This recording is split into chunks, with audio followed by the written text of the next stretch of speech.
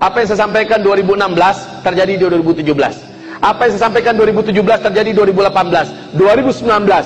Saya tidak mengatakan secara spesifik. Saya hanya menyampaikan hadis Nabi begini, hadis Nabi begini, maka akan terjadi. Wahai Bapak Ibu, sekarang salah satu anjuran saya, kalau Bapak Ibu mau mendengar dan menerima, bagus, alhamdulillah. Salah satu anjuran saya, di samping perkuatlah iman, perbanyaklah amal soleh, anjuran saya yang paling dekat dan cepat, dan Bapak bisa lakukan, Ibu bisa langsung bisa lakukan, adalah segera segera emaskan uang Bapak. Itu saran saya.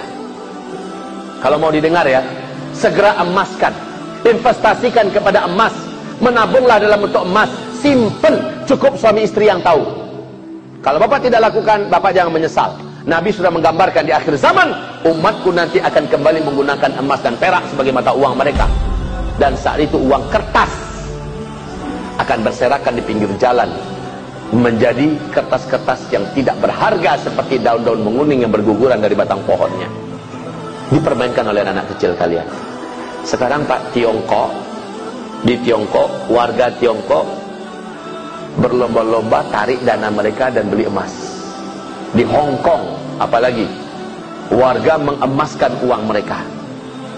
Cina hari ini termasuk yang paling serius setelah Amerika memperbanyak emas mereka. Australia, negara besar Pak. Kenapa? Ini negara-negara besar tahu apa yang dikatakan oleh Bill Gates, orang terkaya nomor 2 dunia. Ada yang mengatakan nomor 1 dunia. Bill Gates sudah mengatakan 2018 krisis moneter dimulai, 2019 dan seterusnya akan terjadi kehancuran ekonomi dunia yang paling mengerikan, dan uang-uang kertas menjadi tidak akan ada harganya lagi. Negara manapun akan terimbas oleh dampak kehancuran ekonomi ini, kecuali negara-negara yang punya stok emas. Dan Nabi dulu sudah menggambarkan. Jadi ini saran saya yang terdekat. Kalau Bapak mau dengar, alhamdulillah. Ada ruginya nggak seruan saya ini? Toh juga sesuai dan sejalan dengan hasil ijtima ulama keempat. Nomor 6, poin ke-6 adalah ulama menyerukan agar umat segeralah investasikan hartanya menjadi emas. Ini untuk keselamatan umat Nabi Muhammad di akhir zaman. Apa yang saya katakan ini pasti akan terjadi, karena ini adalah hadis Rasulullah SAW.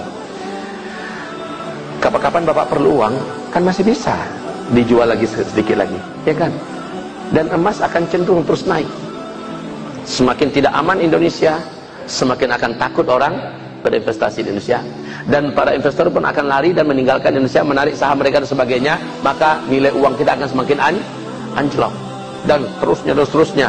Maka yang akan stabil itu adalah emas. Wahai Bapak Ibu, harga 1 ekor domba yang sehat dan gemuk di zaman Nabi 1 dinar. 1 dinar itu dengan harga domba yang gemuk dan sehat di zaman ini ternyata masih harga 1 dinar. Stabil benar Pak. Ya, stabil benar. 1 dinar itu berapa Pak Ustadz? Lebih kurang kalau sekarang 2,5 juta. Sementara uang Rp1.000 tahun 1980, 1987 lah, waktu saya SD dulu, tamat SD 86, itu Rp1.000 kita sudah bisa beli sebuah sepeda motor. Harga sekarang Pak, Rp1.000 kita bisa beli apa? Penambah tai gigi paling.